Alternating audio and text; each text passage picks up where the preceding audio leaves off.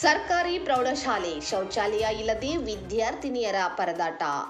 ಬೆಳಗಾವಿ ಜಿಲ್ಲೆ ರಾಮದುರ್ಗ ತಾಲೂಕಿನ ಚುಲಮೋರ್ ಗ್ರಾಮದಲ್ಲಿ ಸರ್ಕಾರಿ ಪ್ರೌಢ ಹೆಣ್ಣು ಮಕ್ಕಳ ಶಾಲೆ ಶೌಚಾಲಯ ಇಲ್ಲದೆ ವಿದ್ಯಾರ್ಥಿಗಳು ಪರದಾಡುವಂತಾಗಿದೆ. ಹೆಣ್ಣೊಂದು ಕಲಿತರೆ ಶಾಲೆಯೊಂದು ತೆರೆದಂತೆ ಎನ್ನುವ ಘೋಷವಾಕ್ಯವನ್ನು ನಾವು ದಿನಾಲೂ ಕೇಳುತ್ತೇವೆ. ಆದರೆ ಹೆಣ್ಣು ಮಕ್ಕಳು ಕಲಿಯುವ ಶಾಲೆಗಳಲ್ಲಿ ಕನಿಷ್ಠ ಸೌಕರ್ಯಗಳಿಲ್ಲದಿದ್ದರೆ ಏನಾಗಬಹುದು? ಹೌದು, ಇಂದು ನಾವು ವೀಕ್ಷಿಸುವ ಚುಲಮೋರ್ ಗ್ರಾಮದಲ್ಲಿ ಸರ್ಕಾರಿ ಪ್ರೌಢ ಹೆಣ್ಣು ಮಕ್ಕಳ ಶಾಲೆ. ಸರ್ಕಾರಿ ಪ್ರೌಢಶಾಲೆಯಲ್ಲಿ ನೂರಾರು ವಿದ್ಯಾರ್ಥಿನಿಯರು ವಿದ್ಯಾಭ್ಯಾಸ ಮಾಡುತ್ತಿದ್ದಾರೆ. ಆದರೆ ಕಳೆದ ಹಲವು ತಿಂಗಳುಗಳಿಂದ ಇಲ್ಲಿ ಸೂಕ್ತ ಶೌಚಾಲಯದ ವ್ಯವಸ್ಥೆ ಇಲ್ಲದೆ ವಿದ್ಯಾರ್ಥಿನಿಯರು ತೀವ್ರ ಪರದಾಟ ಅನುಭವಿಸುತ್ತಿದ್ದಾರೆ. ಸರ್, ನಮ್ಮ ಶಾಲೆಯಲ್ಲಿ ಶೌಚಾಲಯ ಇಲ್ಲ. ಇದರಿಂದ ನಮಗೆ ದಿನವಿಡೀ ಶಾಲೆಯಲ್ಲಿ ಇರಲು ತುಂಬಾ ಕಷ್ಟ ಆಗುತ್ತದೆ. ಕೆಲವೊಮ್ಮೆ ಅನಿವಾರ್ಯವಾಗಿ ಶಾಲೆಯ ಪಕ್ಕದಲ್ಲಿರುವ ಪೊದೆಗಳ ಕಡೆ ಅಥವಾ ಮನೆಗೆ ಹೋಗಬೇಕಾದ ಪರಿಸ್ಥಿತಿ ಇದೆ. ಕೆಲವು ದಿನಗಳಲ್ಲಂತೂ ನಮಗೆ ಏನು ಮಾಡಬೇಕೆಂದೇ ತೋಚದೆ ಶಾಲೆಯನ್ನೇ ಮಿಸ್ ಮಾಡ್ತೀವಿ. ನಮಗೆ ಓದೋಕೆ ಆಸೆ ಇದೆ, ಆದರೆ ಈ ತೊಂದರೆಯಿಂದ ಶಾಲೆಗೆ ಬರಲು ಭಯ ಆಗುತ್ತದೆ. ವಿದ್ಯಾರ್ಥಿನಿಯರ ಕಷ್ಟ ನಮಗೂ ಅರ್ಥ ಆಗುತ್ತದೆ. ಅವರ ತೊಂದರೆಯನ್ನು ನಾವು ಕಣ್ಣಾರೆ ನೋಡ್ತಿದ್ದೀವಿ. ಈ ಬಗ್ಗೆ ನಾವು ಸುಮ್ಮನೆ ಕುಳಿತಿಲ್ಲ.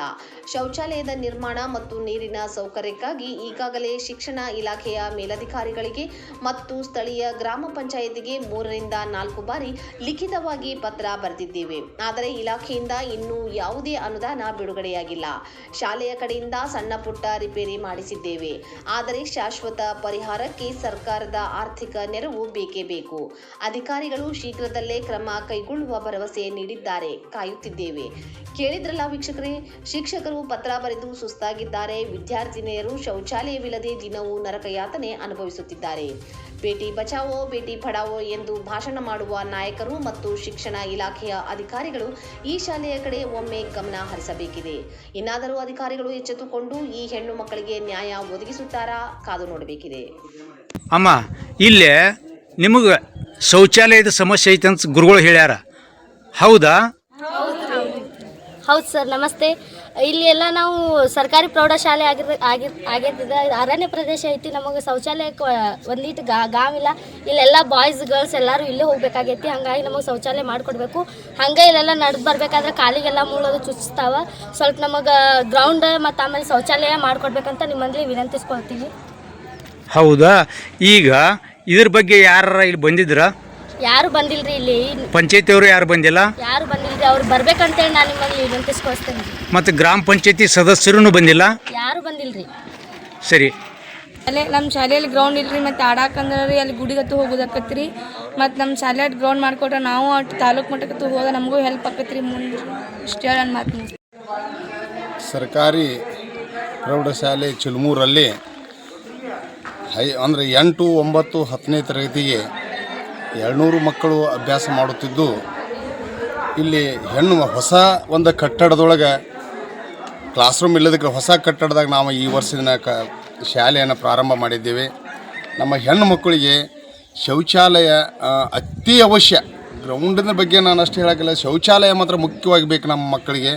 ನಾನು ಈ ಪೂರ್ವದಲ್ಲೇ ನಮ್ಮ ಪಂಚಾಯಿತಿ ವ್ಯಾಪ್ತಿಯ PDO ಅವರಿಗೆ ಸುಮಾರಾಗಿ 4-5 ಸಲ ಕಾಲ್ ಮಾಡಿಕೇಶಂದ ಅವ್ರಂತೆ ಹೋಗಿಕೇಶಂದ ನಾನು ಕೇಳ್ಕೊಂಬಂದಿನಿ.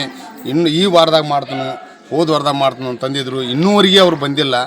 ಅದೇ ರೀತಿಯಲ್ಲಿ ನಮ್ಮ ಹೈಸ್ಕೂಲ್ ನರ್ಸಾಪುರ ಹೈಸ್ಕೂಲಿನ ಅಂಡರ್ದಾಗ ಅಂದ್ರೆ ಅವ್ರ ಚಾರ್ಜ್ ಅದಕ್ಕೆ ಅವ್ರನ್ನ ಎದುರಿಗೆ ಆದರೂ ನಾ ತಂದನ ಅವ್ರನ್ನ ಇಲ್ಲಿ ಒಂದು ಸರಿ ಕರ್ಕೊಂಡು ಬಂದಿದ್ನಿ. ಹೌದಲ್ಲಮ್ಮ?